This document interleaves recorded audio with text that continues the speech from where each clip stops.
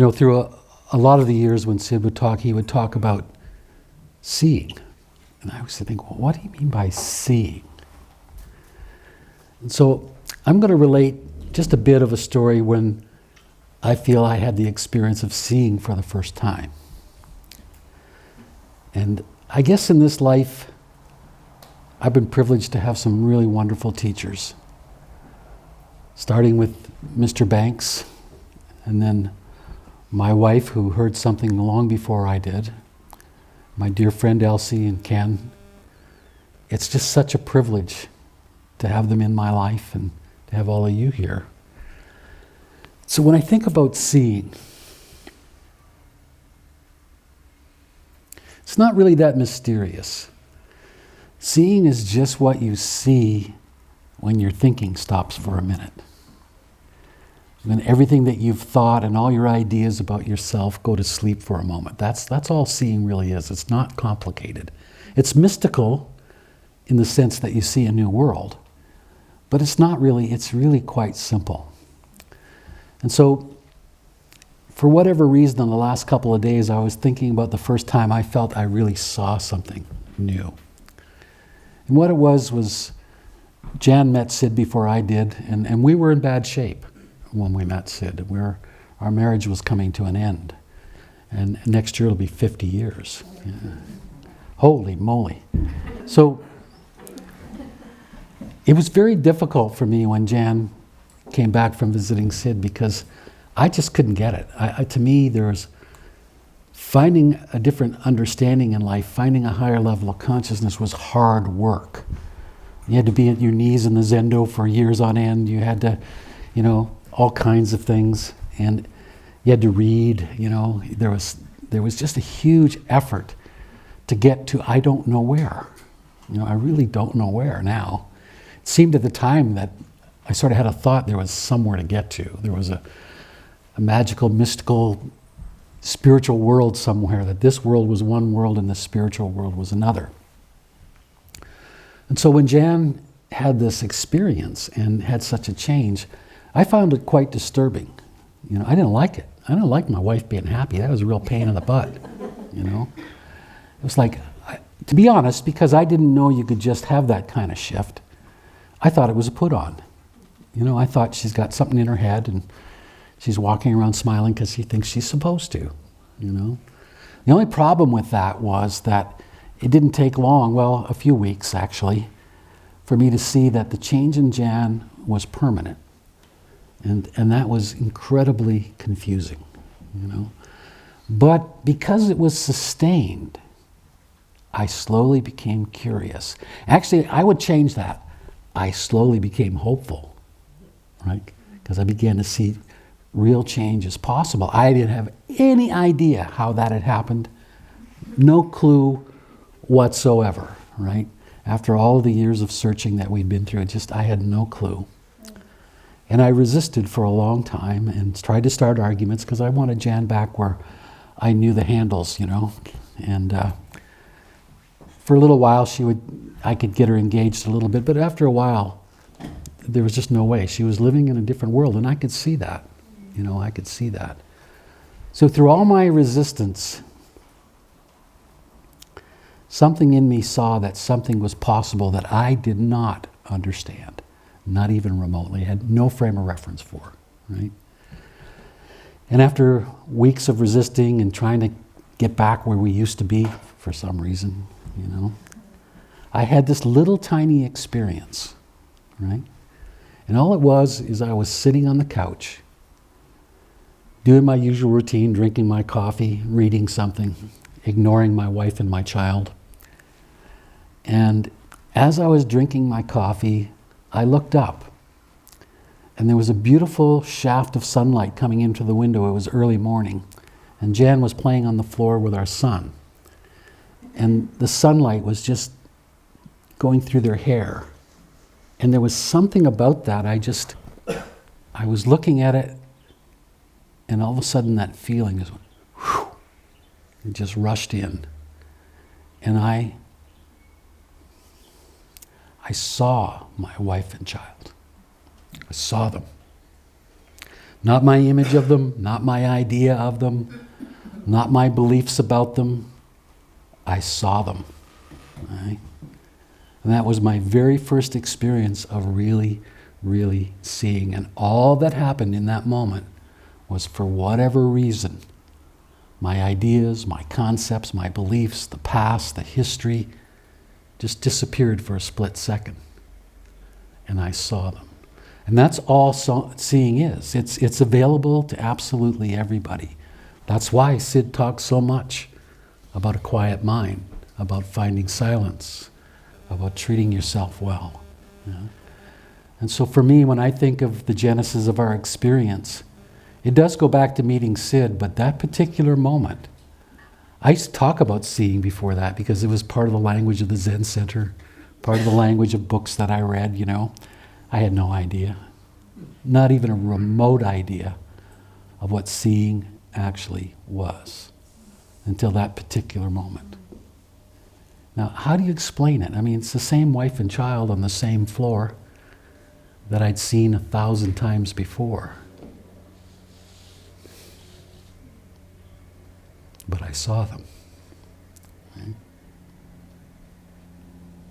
And that's what this understanding and what Sid brought to the world gives us all, is the opportunity to see the true world in all of its beauty. Right? Regardless of what's come before, doesn't matter. When the thinking stops, when you have a split second of that clarity, you see a new world. And that new world isn't actually new.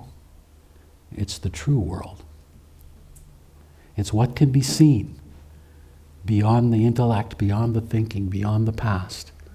It's what can be seen in the now, in this moment. And it can only be beautiful. And that's how I think of it, that was, at that time, was the most beautiful moment in my life. Because I'd almost lost my wife and child. Right? It was that close. It was that close. And yet, in a split second, it was over. Right? It was never a problem after that. Never an issue. I mean, we just knew we were okay. How do you explain that? There's something mystical about having a split-second experience that allows you to see a new world. It's mystical. It really can't be explained. And here we all are. You know, this moment right now, like right this second, everybody in this room has everything they'll ever need.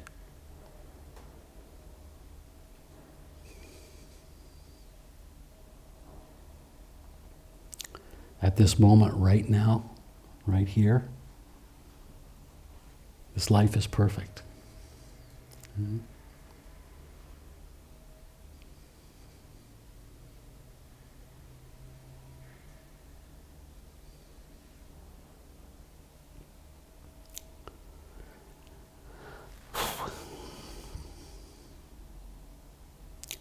I kind of don't know what's with me today. I just, having you folks here in this particular school, I don't know what's going on, but the feelings are really strong.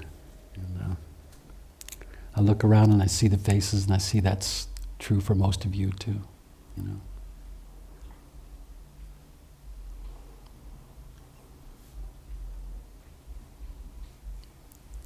When we have that moment of seeing, we are the principles.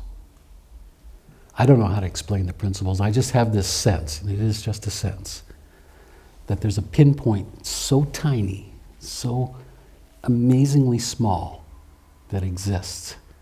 And on one side of it is nothing.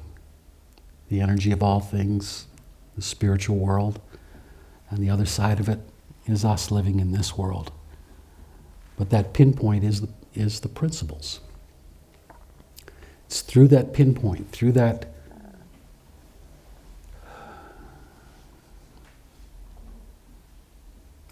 window, through that portal, that God creates life moment to moment, and it's happening within all of us moment to moment. And the direct connection to our life is that we experience that for a split second, and we can solve every problem in our life easily, very easily, mostly by recognizing that there's no problem. You know? Like in that moment when I saw my wife and child, I suddenly knew there was no problem. How does that work where you think you're in this horrendous problem? It's been going on for years, right? You're in this horrendous problem and then you blink your eyes and there's no problem. Now that's mystical. That's spiritual. And as we move through this life and we have people come to see us here and we get to enjoy this incredible feeling together,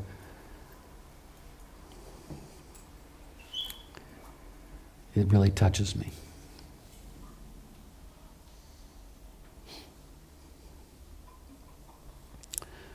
You know, you don't have to be a teacher with the principles. You don't have to.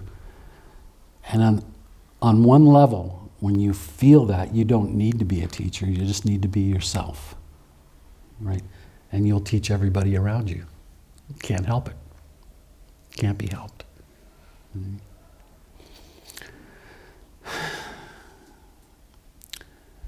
Many years ago, we went to a talk that Sid did one night.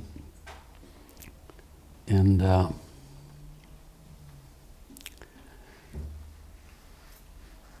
had been to a couple of talks by then, and I really liked it, and there was a couple of things that had caught my attention. But this particular night, I was watching them talk, and I was doing my usual, you know, that sounds like Buddha, that sounds like Jesus Christ, that's just like so-and-so said, right? That's what would be going on in my head, right?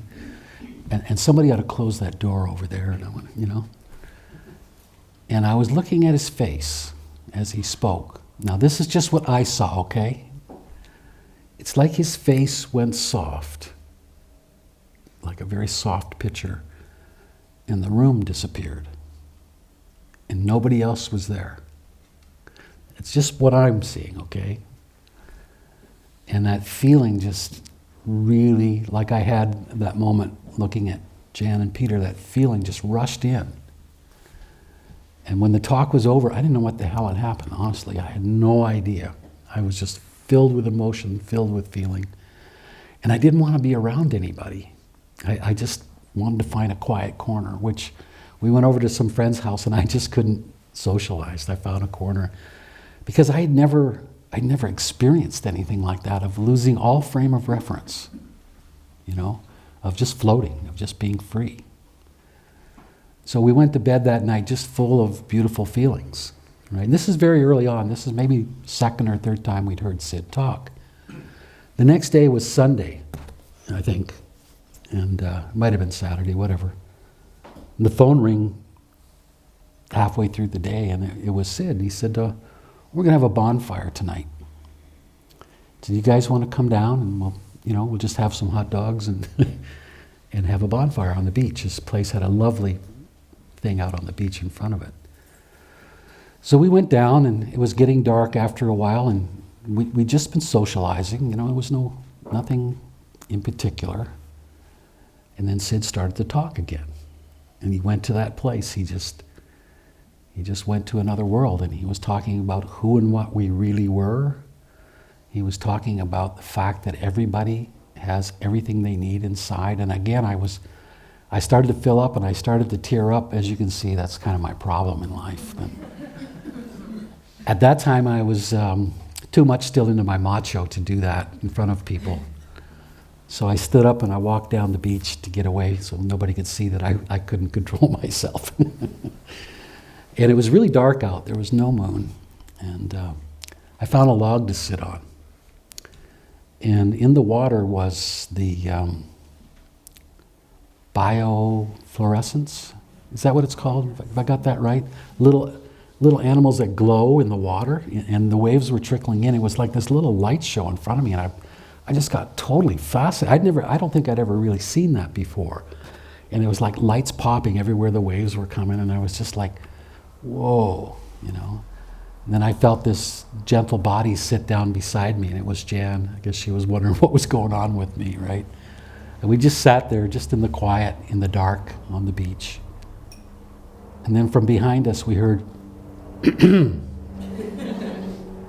and it was Sid.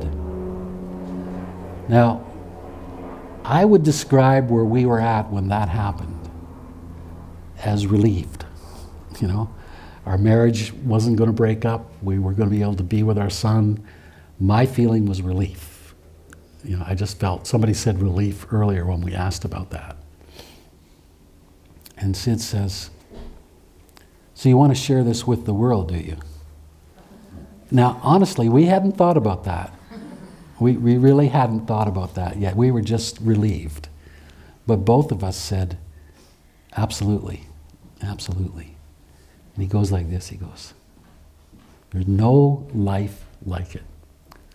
There's really no life like it. He said, you take my hand and we'll walk all over this world. And we'll find people in various stages of sleep. We'll touch them on the shoulder with love, and we'll watch them wake up. Right?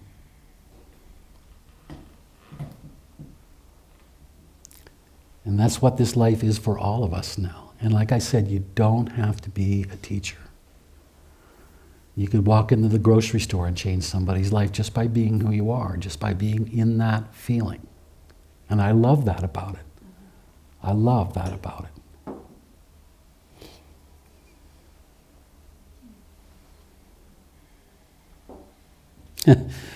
We were doing the conference in England, and I forget if we had a breakout or whatever, but anyway, when it was over, people were really in a good mood and a good feeling, and this lovely Jewish couple, I knew they were Jewish because they were Hasidic and they had the outfits on. Sweet couple came up to us, and they were early 20s maybe, right? And they were just full of feeling, and the guy was crying, and the guy says, oh, he said, we so want to share this with the world, we want to teach it, but we don't know how to do it. And I looked at them and I said, no, all you have to do is walk into a room.